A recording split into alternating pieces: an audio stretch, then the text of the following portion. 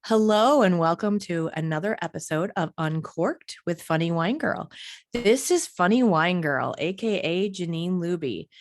And can you believe this is the first episode of February? I am just amazed at how quickly we are going through this new year. I mean, maybe it's because I'm 51 now, and as you get old closer to the grave, things seem to move more quickly. I don't know what it is, but I swear January went, it felt like it went in like a blink. But February is here and there's a lot of great stuff going on. February is one of those great months. I think it's a great month. Obviously we still have to deal with weather on the East Coast here and snow, but we've got Groundhog's Day. How much fun is that in Pennsylvania? Punxsutawney Phil, even though he's really not a good weather predictor, but he probably does as good as the meteorologist, let's face it. So we've got Groundhog's Day. We've got, of course, February is Black History Month. We've got Valentine's Day. My dad on the 15th, February 15th, it's his 86th birthday.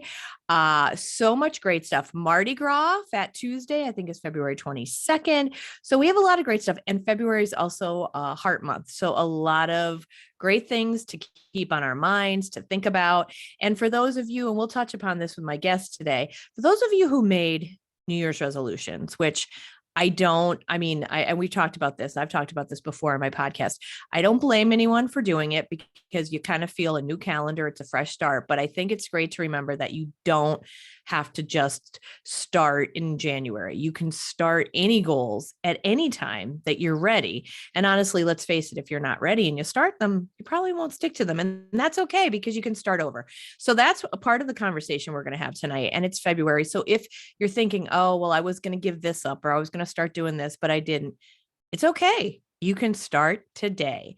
And we'll talk a little bit about that tonight. My guest is returning. She was on last year, Christine Souza. Christine spoke with me last year about a little bit about wellness, and she does essential oils with doTERRA. Well, we're going to talk about that, but we're also going to talk about her new coaching certification and this idea of setting goals, having the right mindset. All of that stuff is important. We get stressed and we need to kind of just breathe, right? So welcome, Christine. I had to put myself on mute because I knew I was going to giggle at some of the things he said. I would just like to remind you, you're not 1 foot closer to the grave. Okay. Every day is a good day to be alive. I kid, but yet some days and not to get this on a morose track, but when you read, you see things in the paper, I won't even bring up mass shootings because that's way too heavy, but let's face it, that's a reality. And then different realities or not, but celebrities you'll see passing away. And I find myself going, oh my gosh, they were so young. So there is part of that. But yeah, I was kidding, and I hope it's still possible that I have a long ways off. God willing, you do. No, I totally get it. My mom said to me the other day, she goes, Christine, you're not a young woman anymore. And I'm like, well, thanks a lot, Carol. I appreciate that. Oh my God. Your mom's name is Carol? My mom's name is Carol with an E, like a Christmas Carol. Okay, mine is without the E, but that's just funny because I'm always or I call her Carrie a lot. So it depends on, I don't know, my mood or whatever. I'm like, come on, Care or Carrie. And yeah, that's great. Another great Carol. There you go. There's a scene in, and she's gonna hate me first because I'm gonna make her listen to this and she's gonna hate me. But we took my brother to see Office Christmas Party, and there's a scene. She's like, Carol, that's one of those old timey names. Carol, I gotta get home for my stories. So whenever my mom kind of goes off the rails on something, I'll be like, Carol, go watch your stories. Go. Yeah. Oh my God. Fortune Feimster stole that movie. Amazing. Carol, that's one of those old timey. Oh my God. She's hilarious. I would go on YouTube and watch that clip because she's like, I'm an Uber driver in the ooze. I'm the CEO of this car. I love that scene. So yes, I love that you do that because I love being able to use humor with my mom and people I love and anybody, but definitely with people you love because those relationships get tricky, right? Yeah, so it's good to diffuse some stressful times, so yes. Well, let's talk about, you have some exciting stuff going on, and I should have mentioned in the intro, but I'll mention it now. Not only do you have a new coaching certification, you have this really, and I will say it looks fabulous, this newly designed website, relightYourSpark.com. you've got a blog, you've got all the information about yourself and the essential oils. It looks great. Your picture, by the way, that you had taken is fantastic. Thank you. Everything looks wonderful. So where should we even start? You've got the new coaching certification. It's a new year. You've got mindset to help people with goals. So wherever you want to begin, let's jump in. Yeah, so just I guess how I got there, right? So I'm always like doing stuff. Like I'm always on the go. I'm always trying to do things, whatever. And I know I came on and I spoke about oils and kind of wellness into the new year last year. And one of the things I was also doing kind of behind the scenes was I was working with a coach. Her name is Julie Ciardi. She actually has a podcast as well, Ignite Your Mind. And I worked with her to kind of like help me do things a little bit differently in my essential oil business. And what Julie was finding as a coach, I mean, she had a bunch of people that she was coaching in different realms, like whether they were already, health and wellness coaches like I am, whether they were working with, network marketing, again, like I was, or I am, and like kind of like bringing this, but regardless of who they were all getting taught the same thing, but some people were having amazing success and some people weren't.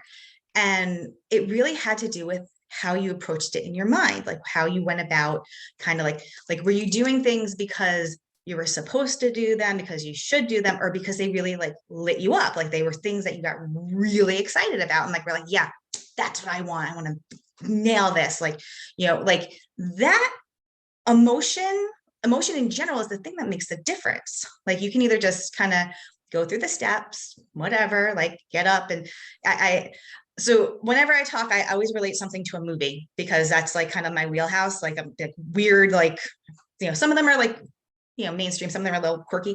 Did you ever see this very terrible Tom Hanks movie, Joe versus the Volcano? Oh Right. my God. I know Meg Ryan was in it and I never saw it. So don't worry, you're not missing anything. It is a really bad movie. And Meg Ryan has like 3 roles in it, but whatever. But the beginning of the movie, the opening credits, they're like marching into this factory, and it's very like it's they're playing like 16 tons in the background, and like and he's like marching in, and there he like works in this basement. It's like dark and gloomy. Like that's the thing. Like you can go through life like that, or you can live life like with excitement and design the life that you want. Right. That's the thing. Like we forget as humans that we have choice, right? We're not like squirrels where it's like, oh, you got to go, you got to get the acorn, you got to be, you're like, no, we have choices. Like we don't have to go get acorns. Like we can do whatever the hell we want. We can, design. And that's the whole thing, is designing the life that you want to live. Right. So when I started Would you say, working, and I don't want to interrupt you or oh, derail no, you, but would you say that, and I agree with you wholeheartedly, do you think with the pandemic that people are realizing that a little bit more, that they don't have to do that? I go to work, I do this, I do that. I Because I feel like people 100% have do. changed their lives a lot more recently, I think. I think that people, so I feel like I'm the only person that loved the pandemic because it really like gave me space to like, I mean, I was constantly like, I'd get up at like 6:30 in the morning, be on the train by 7:30, hustle to the Empire State Building, work until on a good day, I'd get out at like 6 and be home by maybe like 7:30. Right. I mean, that's like a 12-hour just work day. And then like I'd come home, I lived in a basement apartment. I had like one window that looked out of a, driveway. Like it wasn't like, like a fun, like, but I was always like on the go. I was like working or I was going to do something. So like, I never even realized it.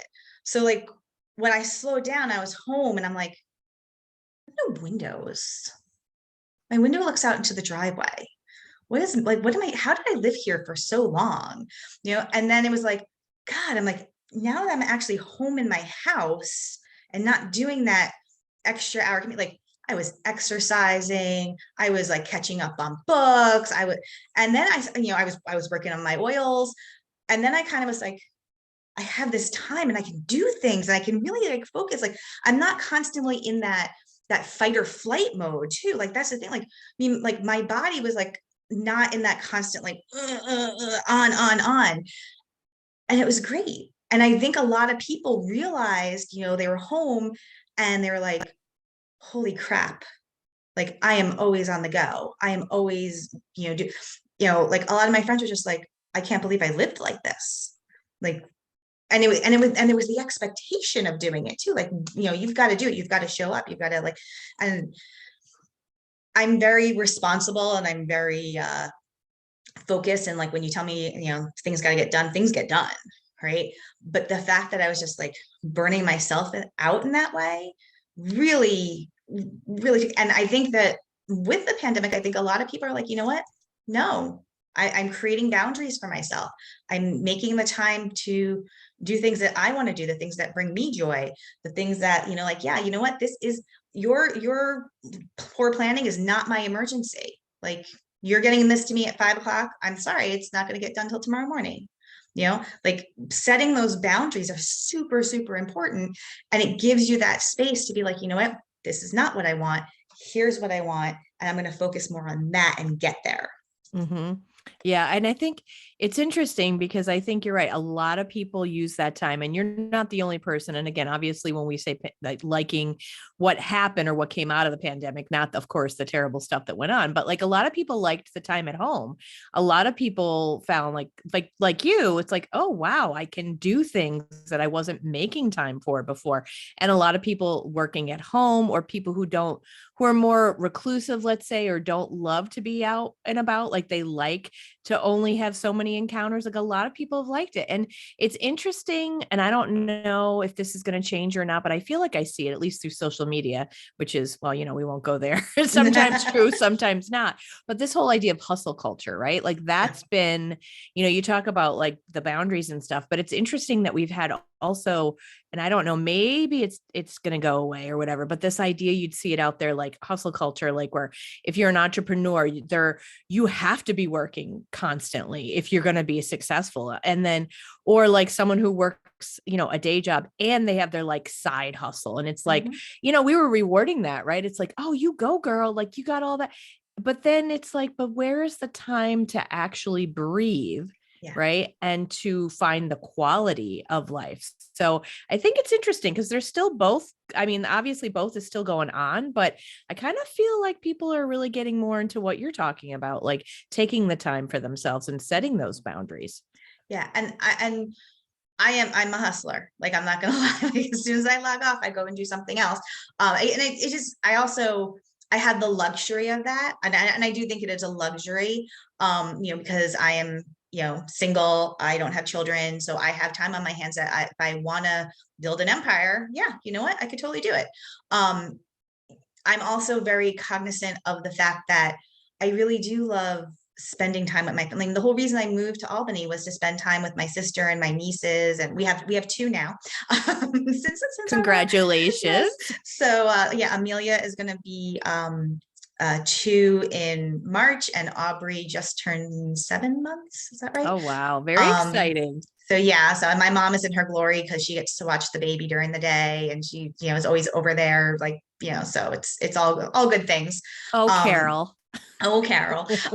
But there's definitely, like I want to be present for those things. I want to be present. Like, my parents aren't getting any older or any younger. So like, I want to be around if, God forbid, knock on wood, something happens, and I feel like having these hustles, they're great, right? I believe in multiple springs of income because, God forbid, if I get fired tomorrow, like, okay, well, what am I going to bounce back on? I think about, all these people who've gotten laid off, in the past couple of weeks, like, tech companies are taking swords to everything. And, it's like, okay, well, what's the backup plan? Right. So I do believe in having a backup plan, but I also don't think it needs to consume your entire life. Mm-hmm. Yeah. And there's those boundaries again. Like you said, there's no shame in having, and like to your point, I'm like you in the fact that it is a luxury for me that I'm not married. I don't have children. So I do get to make choices differently, because there are only so many hours in the day. And it's like, so I do have that luxury, and it is good to have a couple, and it's great to have different interests. But like you said, being able to be present, like you want to be there for your nieces and spend time with your family. And I think that's great. If you don't mind me, and I don't want to cut off anything else that you wanted to say, but you mentioned that you moved to Albany. And I think we talked a little bit about this last time, but tell me a little bit about I noticed from following you on Instagram and Facebook that you're like really immersed in what's going on there in the capital region, and you're involved with the women's group and you're really active, which I think is great. I mean, it's a great thing to support and for you to be involved, and I'm sure you're meeting a lot of people. Tell us a little bit about that and how you're involved in the Oh, community. well, I'm happy to talk about the Women's Club of Albany. New person in town, I moved to a city. I knew people here from my sister, but I also didn't want to be like, the creepy older sister lurking on my sister's friends and stuff. I wanted to create my own social circle. And so the first thing I did when I moved up here, I looked on meetup.com.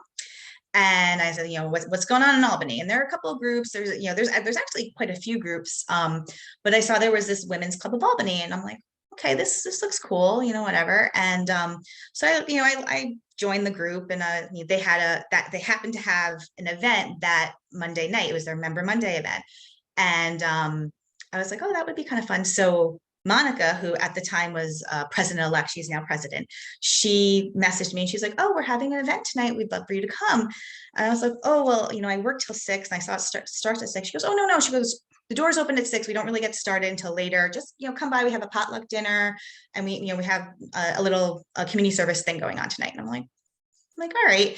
So ran out after work. It's literally like a mile down the street from my house, like maybe a mile and a half. And drove down there, put the GPS because I didn't know where anything was, put the GPS in, and drove down. And so the Women's Club of Albany is a one of the oldest not-for-profits in Albany. And it is, I can give you a whole history lesson on it, but I'm not going to because I'll probably mess it up. And then the ladies will listen to it and they'll be like, Christine, you didn't get that right. And I don't want to, but their mission basically is to bring women's energy expertise to the capital region to support other groups that deal with women and children, right? So, and they also work to support the house, right? So they have this gorgeous house. It's 19th century mansion that is right on Madison Avenue. It's like on the corner from Washington Park, which is like the big park in Albany. And basically they get together and, it's a social club. So, we drink wine and we have snacks and, potluck dinners and things like that. Yeah. Yeah. But we also do a lot of good for the community. So like, unfortunately, this week we got like big snowstorm. So we decided to cancel our Member Monday. But what we are moving to now, our Tuesday in the parlor, is everyone's bringing toiletries. They're bringing shampoo, soap, conditioner, lotion, and we're going to be bagging it up for female veterans through the Guardian House in Ballston Spa. So we're putting together these toiletry kits with like some, positive notes and well wishes for a little Valentine's Day gift for these female veterans. During November, we did a collection of coloring books, crayons, and embroidery floss for friendship bracelets. And we made like craft kits for the children in the pediatric ward at Albany Medical Center. So we do a lot of like, things like that with different community service partners. We have other nonprofits come and talk to us. So in October, we had the Institute for Culture in the Capital Region, ICCR. They came and they actually talked to us about some of their programs. They actually put together this really cool thing. It's a booklet about international restaurants in the capital region. They partnered with different restaurants. And if you donated to the ICCR, you got this booklet, and now you can go to different restaurants and get a discount on your meal. So I got one of those little passport booklets. And so I'm going around with some of my friends, going to be checking off the boxes that we're going to try all these new restaurants. And that's great for me because being new in the area, I'm always looking for a new restaurant. So, but the thing that I love about this is I walked in as a new person. I'm like, I've lived here for like a blink of an eye. I'm like, I think I've lived in Capital Region for like a week. The people there were so kind to me. And they're like, oh, where do you live? And I'm like, well, this is my address. I'm like, I think it's called this area, whatever. And they're like, oh, this is where you go for groceries. And this is going to be the good stop. And this is where the dry cleaner is. No, make sure you try this place. And when you come back next time, and like, and they were so welcoming and so kind that and the house is just, it's magnificent. I grew up in Westchester County. We have all sorts of historic houses down there. And so I really felt like a little part of Westchester, like in the capital region for me, like it felt comfortable. And I'm like, you know what? I'm like, I really like these ladies, and I'm going to come back. And I joined. And then what happened every time every time I was going to the women's club, anyone who I'd like made friends with or had just met, I'm like, oh, why don't you come to this thing with me? And so I kept bringing members. And so by like July, when Monica became president, we went and had a drink and we're hanging out, and she's like, so I was wondering if maybe you might want to run the membership committee. And I'm like, okay. So I've been working really hard to, talk to lots of new people and tell them what the women's club is all about. And since I took over, we have 42 new members. So Wow, it's kind of a huge thing. congratulations. We're up to 171 members right now. So, and lots of people who are also transplants, surprisingly, a lot of people who've moved to the Albany area.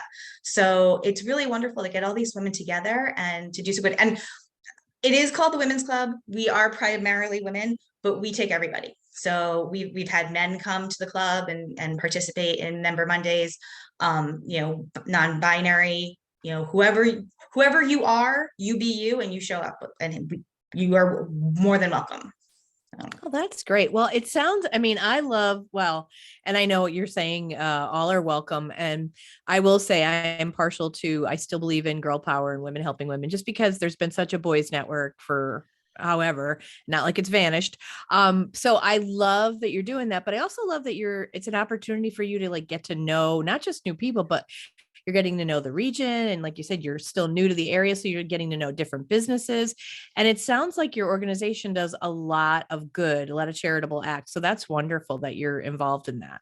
Yeah, it's amazing. And the house is actually a rental property. So like if anyone listening to the capital region and needs a beautiful place to have, a small get together, a baby shower, a bridal shower, we've done small weddings, we've done office Christmas parties. Our house is gorgeous. Like all the ladies get together and decorate the house at Christmas time. I got to do the front door this year. And it's so charming and just beautiful.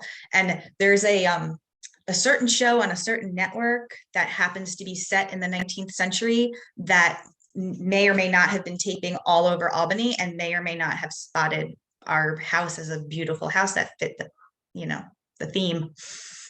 Okay. So I guess we'll have to wait and see what that is. Yeah. You'll have to keep But us posted on that one. You'll have to yeah, share that. yeah. So when you're with these folks that you've obviously met a lot of new people, do you talk to them about I mean, obviously it's an opportunity to share ideas, people of different talents and businesses. You recently got a coaching certificate in mindset. So do you guys talk about that? Do you share some of your ideas? Do women, knowing that what you do, ask you kind of pick your brain sometimes? Because we could all use Um, some help. we could all use some help, myself included. I mean, there are days that I wake up and I'm just like, oh, I don't want to do this. But you know what? You get up and you put on your shoes and you get things done. I do share this with some of them. Some people, I'm the new kid in town. So some people really like me. Some people are like, that girl is crazy and she's trying to change the world. And I'm totally not. Like, I'm just trying to help. And I'm a big believer in more hands make less work. So I'm just getting people to join in and help and spread the good. But yeah, I mean, I got this mindset coaching certification through Julie Ciardi, my mindset coach. It's based on the ideas of Bob Proctor and the Proctor Gallagher Institute. And so Bob Proctor is like big wig in the world of self-development. He was in The Secret. He passed away last year, unfortunately. He was one of those things, like I would hear him on recordings and stuff.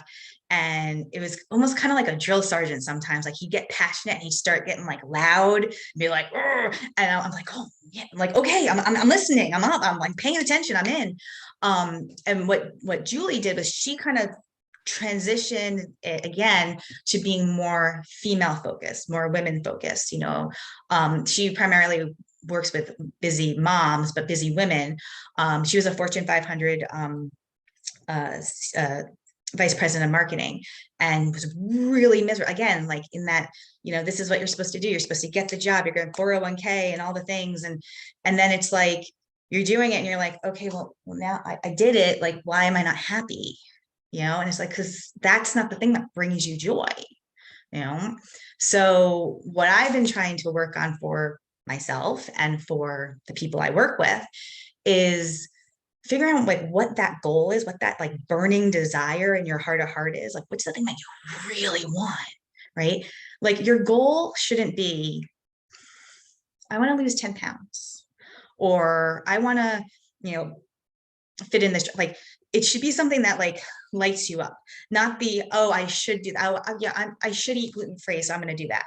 It's like, well, do you want to do that? Like, there's one thing if it's a medical requirement, yes, like, yeah, no, you probably should eat gluten, you should be gluten-free, but like kale is not going to make you happy. All right. It's just, it's a fact. Kale sucks. Okay. I don't care. Like it does, you got like, if you really want to be, you got to like massage the kale. Like if it's not massaged kale, forget it, but but kale sucks. Okay. It does. Okay.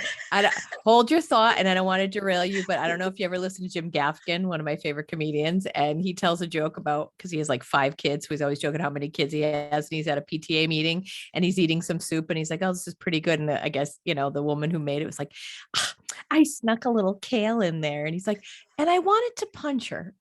Like everyone's like, oh, eat kale, it's so great. Oh no, kale sucks.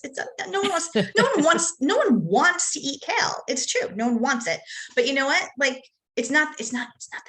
Okay, it's not the secret. The secret is doing things that you actually love, right? So what happens is I'm gonna use running. I'm gonna use running as the analogy, right? Because you and I are both runners, or I'm getting back there. I'm really close. I actually met a wonderful woman who's a running coach. I should introduce That's her. awesome. Yeah, I should introduce you to her. We'll talk about that after. So let's say you start running and you're like, you know what? I'm gonna run a marathon, right? So the first thing that happens, right? You say, I'm gonna run a marathon, and then all the reasons why you shouldn't do it come flooding into your brain. Right. Oh, you don't want to do, oh, you're gonna have to get up early and run. Oh, you're gonna like, oh, it's gonna be so hard. Oh, you're gonna be hot and sweaty all the time. Oh, like, oh, you don't know, you've never run that far, you can't do it. Like all those negatives come in, right? That's your paradigm, right? That's your mindset. That's the thing that keeps you safe, right? We call it the noisy roommate, right? There's that, again, I'm gonna go to a movie. Right? If you saw the Luca movie in Disney, it's so cute with the little sea monsters, right? He's like, it's the Silencio Bruno, right? Shut, like you don't listen to the bad voice, right? Because that voice is there to protect you. It's the voice that is like instilled in us from caveman days when we would wrestle lions. It's like, oh, a lion's coming, let's run. That's probably not a good idea to go after that goal. All right. But the thing is that your goal should be a little scary. It should be hard. It should be something that takes you to that next level, to growth, right? It should be something you've never done before. If you're like, oh yeah, I'm going to go run a 5K. All right, well, I know you've run a 5K before. Is that is that exciting for you? Like, I mean, yes, it probably brings you some joy, but it's not really a challenge. It's not really right. a goal, right? What happens is when you set this goal, right? We think about okay, how do we do it? Okay, well, I'm going to have to get sneakers. I'm going to have to do this. I'm going to have to do that, right? It's not about the how you do it. It's the end result, right? The end of it, you want to become a marathon runner. You want to be a marathon runner. So how does a marathon runner act, right? Marathon runner, okay, probably gonna eat kale, I'm not gonna lie. All right. But marathon runner. I never ate kale when I trained for mine. Well, you're not gonna eat greasy pizza and wings the night before a run. Not right? The night before, no. Yeah, but you're probably gonna eat a little smarter, right? A little bit. You're probably gonna hydrate more. You're probably gonna train. You're probably gonna get to sleep early. You're gonna get to sleep earlier because you're gonna have to get up earlier because you're gonna have to put those miles in. You're probably gonna stretch. You're probably gonna do more foam rolling. You're gonna use your deep blue oil. You're gonna do all these things that you wouldn't have normally done because you're becoming a new person. Right. And that's the whole idea. Your goal makes you become, and not, I said a new person, I don't really mean a new person, but the version of you want with the goal achieved. Right. Yeah. You're still the same person at the core, but now you've become someone who, has a different focus, a different mindset. Oh, you're going to behave in different ways. the heart of that comes in like the moments when, like I'll be standing in my kitchen looking outside and it's cold out and I know it's going to be cold out. And I'll say, oh, do I really want this? Do I really want, you know what? I can just go back and go to bed. But if you really want it, if it's a goal you really want to achieve, your ass is going to get out on that pavement in the freezing cold and you're going to run, right? That's the thing. That's the thing. We set these resolution goals where it's like, oh, I want, I want to save money this year. It's like, okay, well, what does that mean to you? Why do you want to save money? How much do you want to save? Like, and it's just so vague and it's not, and you're not going to be happy about it. Like, yeah, you might be happy to get out of debt. Like that's one of my goals this year. Like I'm crushing that debt, but like, does it light you up? Does it make you happy? Like, is it like, and I'm not saying go spend a lot then, but like, like you got to think like, what is the drive behind it? Like for me, like for my debt, like crushing my debt, like I just want the relief. I just don't want to pay that bill anymore. And I think about when that's paid off, that money can go to so many other things. Like the women's club needs pillars for the front porch, right? We have these old wooden pillars. They need to be replaced, right? People have been donating and it's great. And we're getting closer and closer to that adult, but wouldn't it be amazing to just be like, hey ladies, here's the check for the difference. Here, I got you. Like, and I'm not like, not for bragging, just to do something good for other people. Like that drives me. Right. And that's why, like, I do what I do, like setting those big things that you're passionate about. You will have 1,000 reasons why not to do it. But if you have a burning desire to get it done and you have someone like behind you to be like, you know what, you can do it. It can happen. It makes a difference and it's huge. And you can really design the life that you want. Yeah. Yeah. And to your point, like with the New Year's goals, a lot of times because of the calendar, like people kind of feel like, you see it on the news, it's talked about every single year, or you might see it all over social media. So there could be a touch of FOMO where you're like, okay, I guess I should set some goals. And like you mentioned before, vagueness that, as we know from marketing, goals should be smart, right? Specific, measurable, attainable. Like you can't just be like, yeah, I want to do this, but it's very vague. Cause then you don't even know if you're going to achieve it. Plus, how would you achieve it? Because how do you set out something that's so gray and nebulous? But what you're saying is even different than that. It's like what lights you up, right? So if you have that passion, then that's going to help you drive and complete it. But I also love too that, like, and I've said this a couple times this year on the podcast, just because it's a different month or because you tried something and we could use the word failed or just haven't done it. Guess what? Tomorrow is another day. And that doesn't make you a failure. It means you might want to think about it and say, well, why haven't I made it? Right. Or what can I do differently? Because I really do want to achieve this, but you can start again. There's no shame in that whatsoever. Yeah, I totally agree with that. And one of the things that we always say is that, if it's something that's worth doing, that you really want to achieve, it won't matter if it takes you 2 months, 2 years, or, hopefully not 2 decades, but, like if you really want it, you will be passionate and you will drive to it no matter how long it takes. Right. When we plant seeds, right, we know how long a carrot takes to grow, right? We know how long it takes a baby to grow.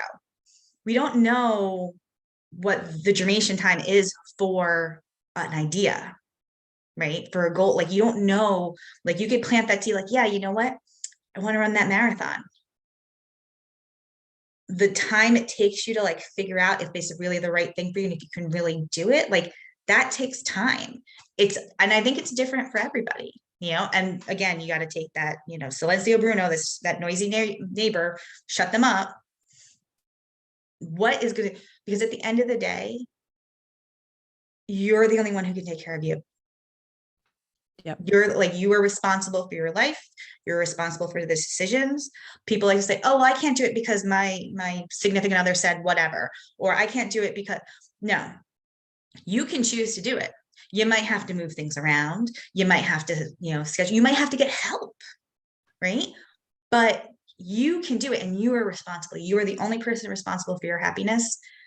No one else can make you feel anyway. And that's why you are the person who has to become the version of you that makes it happen. Yeah.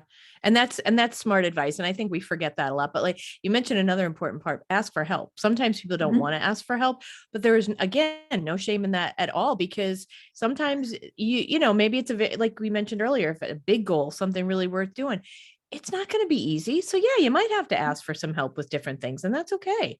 Yeah, that is one of the hardest things for me, is to ask for help. And I'm learning, and it's as I've gotten older, and especially, buying this house, I'm like, I don't know what the hell I'm doing. Like I had a mouse the other day, and I was like, oh my God, what do I do? And I'm like, okay, I got the glue trap, but then it was on the glue trap. I'm like, what do I can't kill this thing. I don't know what to do. And I didn't want to put it in the yard because I was afraid the squirrels would stick to it. I'm like, oh my God, how do I, function as an adult? These are not things that you learn in school. Yes, they don't teach us those useful, like honestly, useful stuff, Oh my truthfully. God. Like, I'm like, how does this work? What happens? But don't worry, it's been taken care of, and I have not seen any of his friends. Yeah, but I always say, I'm like, yeah, I'm like a Disney fan, but I don't like mice. So no. Well, I had both, all kinds of traps through the years, but a couple of years ago, maybe it was only even last year, I had the humane ones. I think that's just what my dad had happened to buy, and it really was a comedy of errors. And I should have filmed it. I was taking them into the woods next to my house and literally watching them as they ran back in I was gonna underneath the say, I'm like, do they steps. run back in? So then I started taking them up the street. Before I knew it, I had them on a train to New Jersey. Like, get out my of here. my friend was telling me that her husband used to take them down to the pond by their house, and the neighbors would be like, what is Rich doing? I see him like on the edge of the pond, like talking. Like, oh, he's releasing mice. It's fine. Relocating. So let me ask you, you mentioned before I hit record, a goal, if you don't mind, if you want to talk about it, a goal that you have for this new year. And it's a good month for us to talk about it, February, although we could talk about love and relationships in any time of year. So Mhm. what goal, you mentioned to me before I hit record, you have a goal to meet someone, you said. I do. I have a goal to meet someone. It actually came up when I went for my graduation for mindset work. We did a visualizations, like, where do you see yourself in 5 years? And, there's some questions that came up, and I was like, and when I was doing it, I realized that in my 5 years, I actually had a man friend, a partner, whatever. I don't like saying boyfriend, but man friend. I like man friend. And I'm like, that would be nice. That would be a nice thing to have. And you know, I've been single for a good portion of my 44 years on earth. And everyone always says, like, Christine, how are you single? I'm like, I don't know. I don't know, just lucky, I guess. I don't know. And sometimes I do think I'm lucky, because I do what I want. I go and can go where I want. I don't have to like check in and be like, oh, I have to check with my significant other and see if I can, don't have plans or whatever. I kind of go with the wind. But and I'm also super busy too. So I'm like, when would I ever find time to meet somebody? But it's something that I definitely am working on. There's actually so here in Albany, friend of a friend, runs something called the Micropolitan Matchmakers. And they Hmm. have a matchmaking database. And I am in their database for, potential match. They find someone who they think might be a fit for me.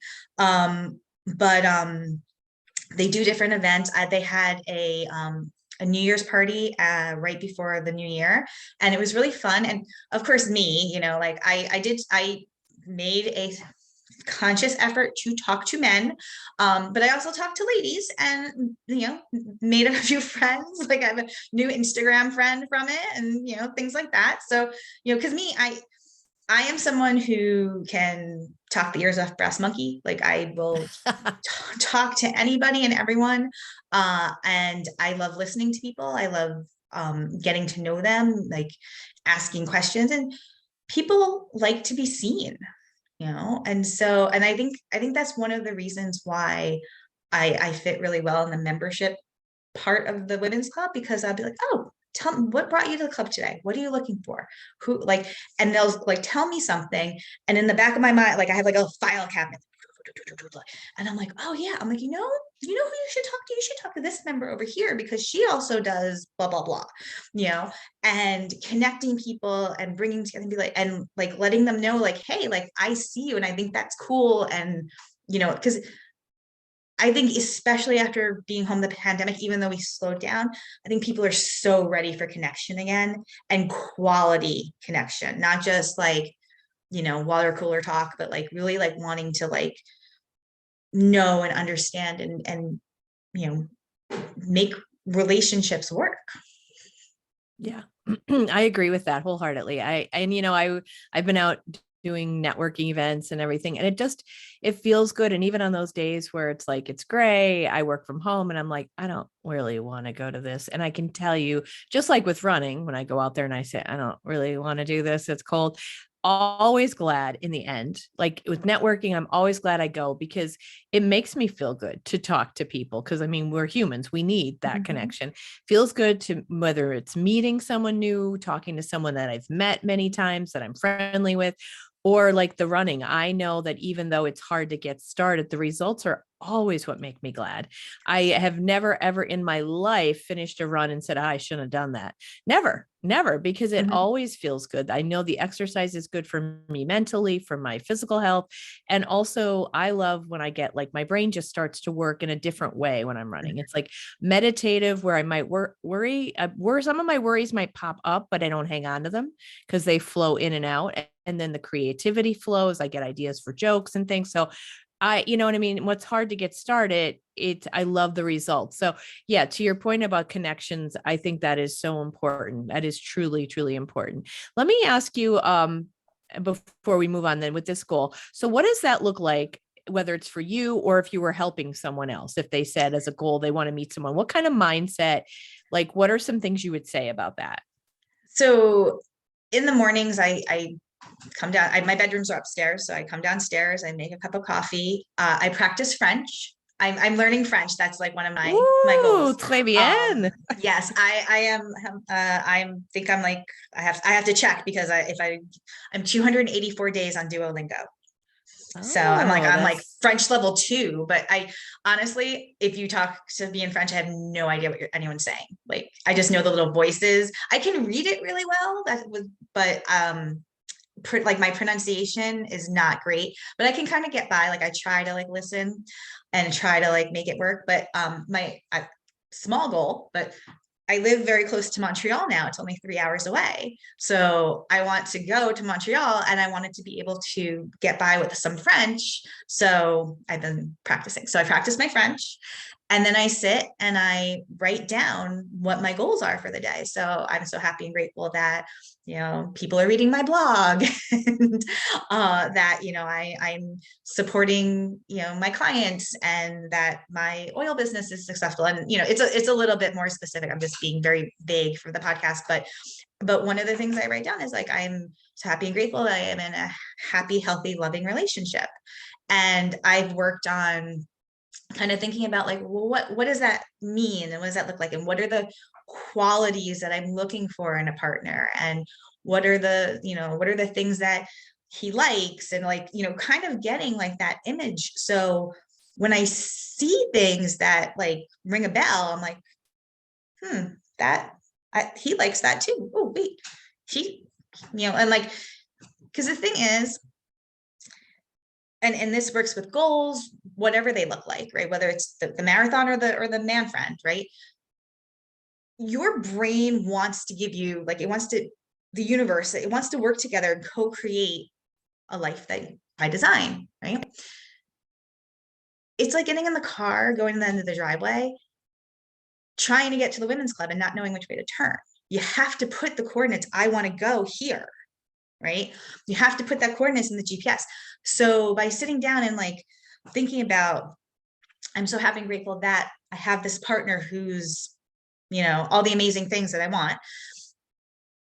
It's helping the universe bring that to me. It's helping me be more aware to look for that when I'm out and about. When I see someone being kind. When I went to my graduation in Houston, one of the women, she came with her partner, and he was great. And he was like, he drove us over to the hotel, and he took her to dinner because it happened to be also her birthday that week. So that's why he came down. They went on a little vacation after the program was over. And I said to her, and like I had mentioned to you that a lot of this came up when I was down in Houston. And I said to her, I would love to have somebody who supports me the way he's supporting you this week, being here with you and wanting to see you graduate and wanting to be like part of your happiness. I'm like, I want that. I want that, and I recognized that I wanted that when I saw them together. It was like, I want someone like that who, is carrying the suitcases and making sure all her friends are taken care of, making sure she's taken care of. And I'm like, it's amazing.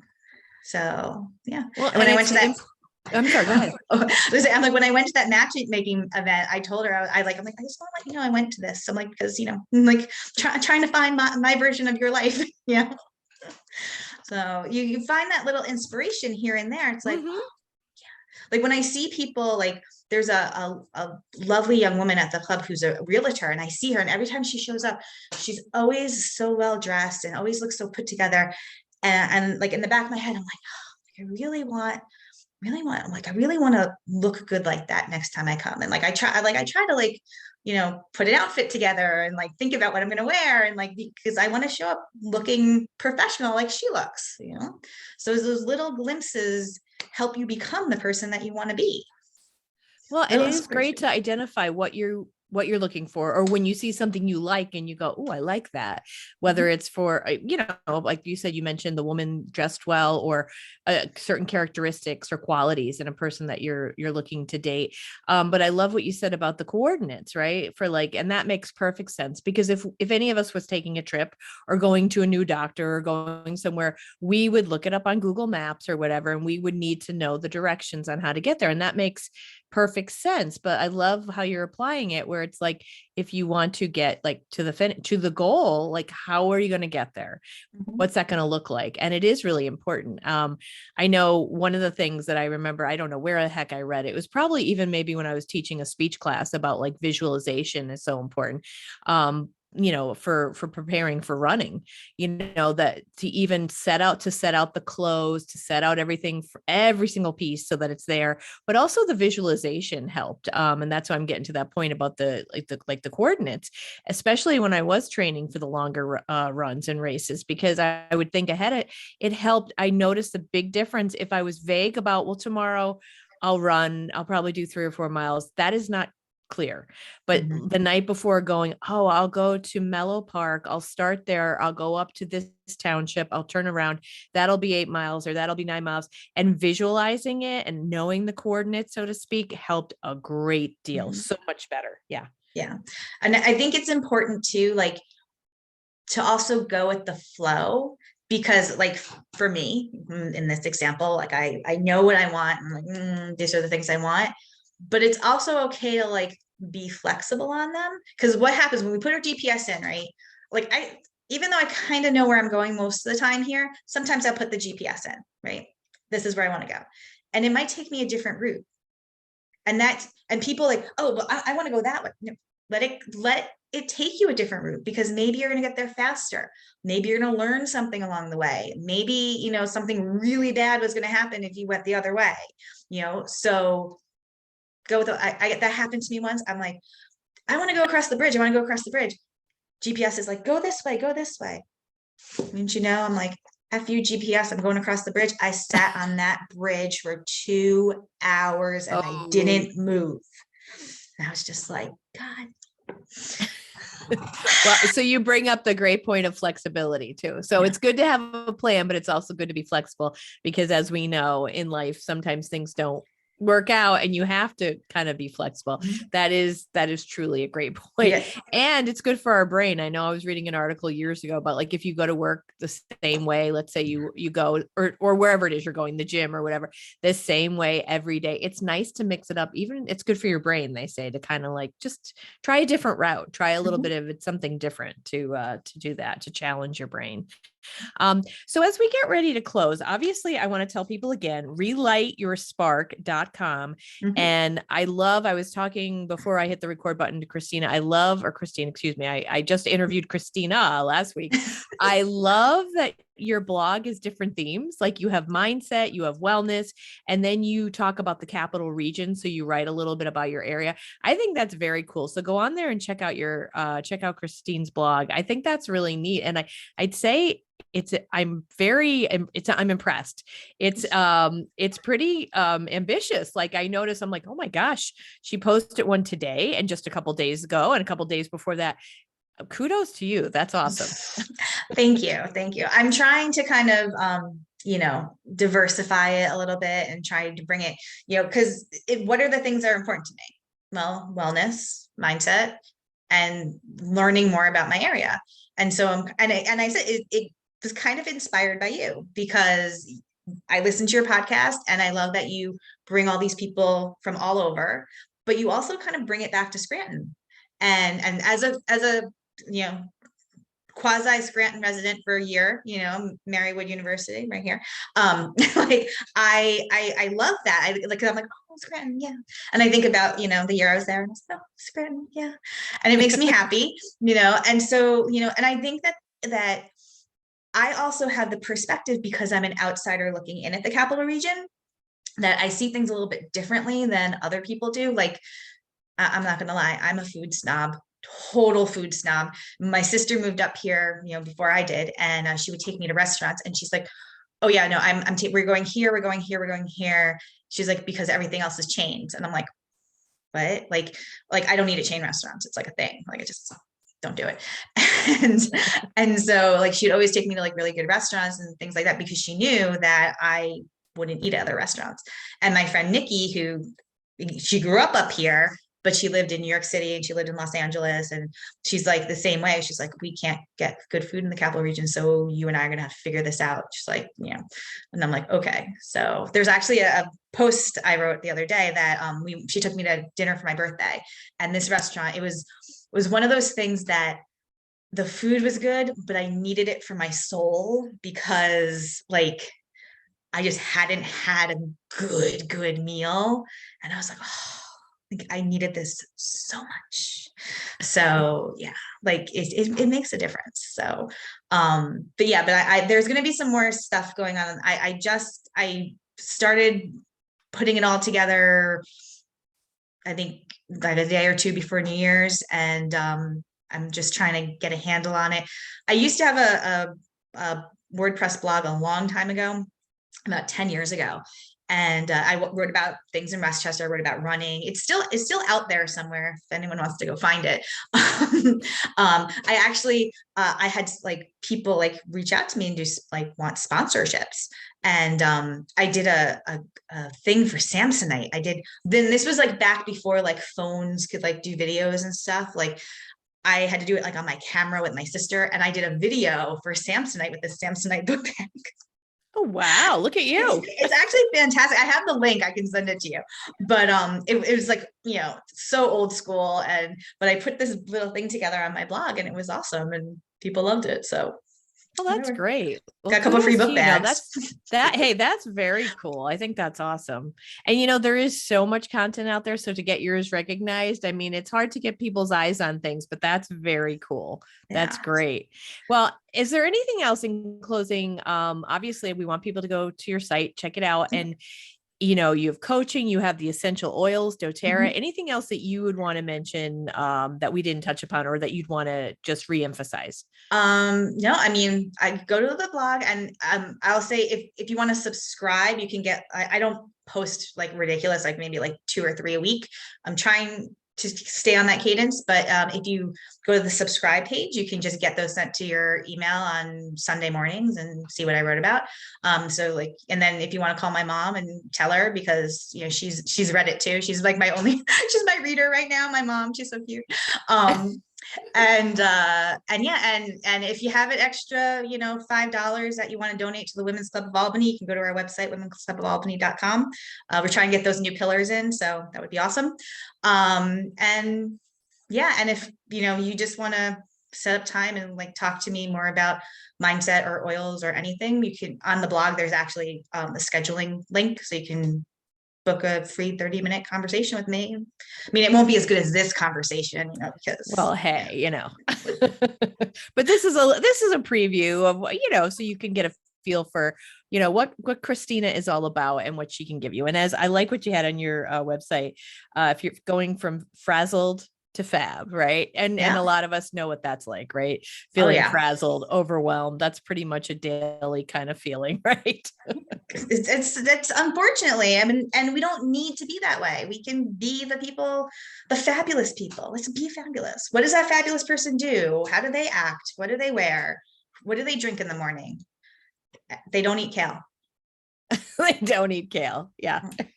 Yeah, no, I will say I've had kale maybe twice in my life. My one cousin that I don't see very often, she lives in the Princeton area in New Jersey. This is, oh my gosh, what the hell year would it have been? I just know that Whitney Houston died that weekend, Oh, that only was because I had stayed over at her home and we woke up to that news and we were like, oh my gosh. And I'm sorry, that's a you know, while ago. yeah, it was a while ago. I haven't seen her in a while, and I stayed over at her house. I think actually she had a fundraiser at her local fire hall, and I did some comedy. But getting to the kale, she had made that where she drizzled olive oil and salt and pepper and like had it in the oven as like kale chips. And I will say, it didn't taste bad, but of course I'm talking olive oil, salt, pepper. I haven't had it since. And Yeah. it's certainly not something I reach for. Yeah.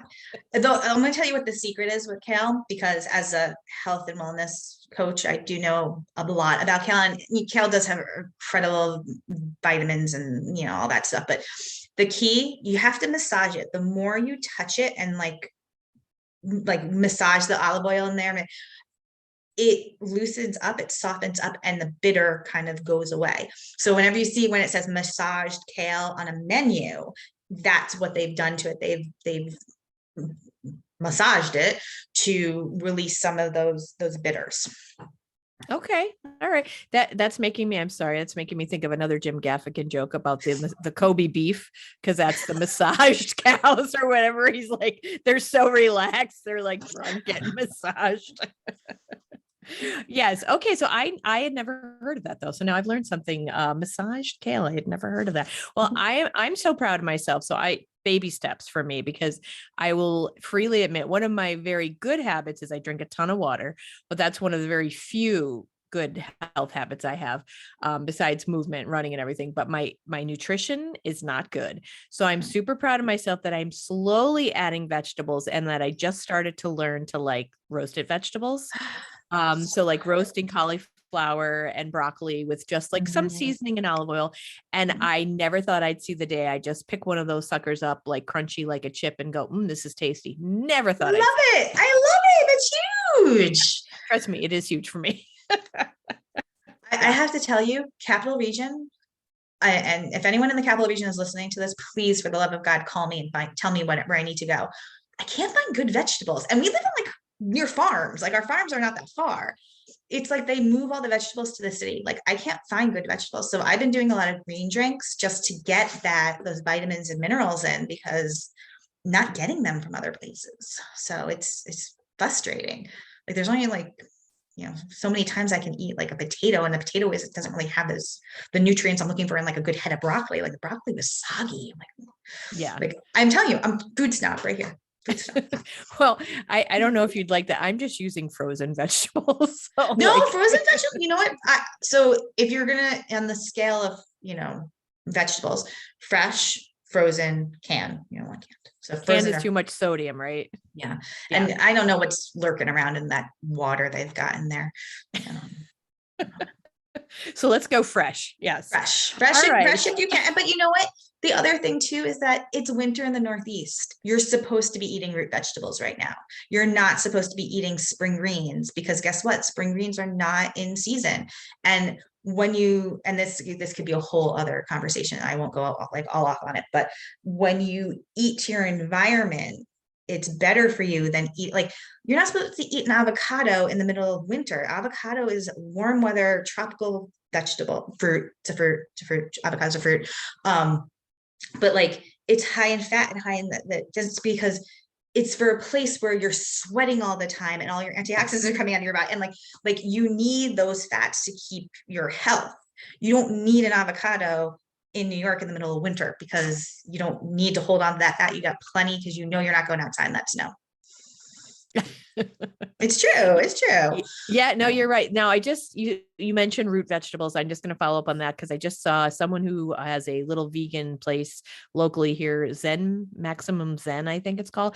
Haven't been to it, although she posts about like roasted vegetable mac and cheese, but she mentioned root vegetables. Now, I'm going to show my ignorance here. What are some examples of root vegetables? Root vegetables are like anything that grows underground.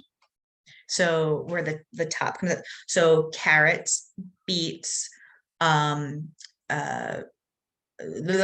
blanking now. Carrots, beets, I think parsnips count in that family, turnips, potatoes, sweet potatoes. Squash would not be root vegetables, but they often are matched with root vegetables like butternut squash, things like that will be with like potatoes and beets. But yeah, and like underground vegetables. Okay. Carrots tend to be the most common. But carrots are usually harvested if I'm not mistaken, because I'm not a farmer, but I've done a little bit of research on this. I think they are harvested at the earlier part of like the fall harvest season, because I think they're more delicate than like a beet. So Okay. Well, and beets, we'll tie it back to Scranton here. Dwight Schrute's beet farm, which doesn't really exist, even though, we are in Scranton here, but there is no Dwight Schrute beet farm. But it would be pretty cool if we did have one of those. That would be awesome. They should think about doing that. Yeah, that would be, we do have local farmers who do sell, their produce and stuff, but I don't know if we have a strictly beet farm around here. I'll have to look into that. I don't look into this. I don't think that we do, because trust me, I think people would really be milking it if they did. Do you remember when he turned the farm into a B&B and Pam and Jim stayed there? Yes. I absolutely love it. And they left him a review. Was it on TripAdvisor or one of those websites? They did. Was it table making or chair making was one of their activities or something, and wine made from beets, I think they had. That's something you need to look into. Wine made from beets. Oh man, you know what? I would absolutely try it. I will try any kind of wine, but I don't know how that would taste because I don't even like beets. I think it would be very sweet and it would probably stain your teeth. Oh my gosh, absolutely. Yeah. And that's of course another Office episode where Angela's teeth were stained. But I don't want to go down that rabbit hole because I could talk about The Office like forever and ever and ever, because I love every single episode. Well, I shouldn't say I love every single episode.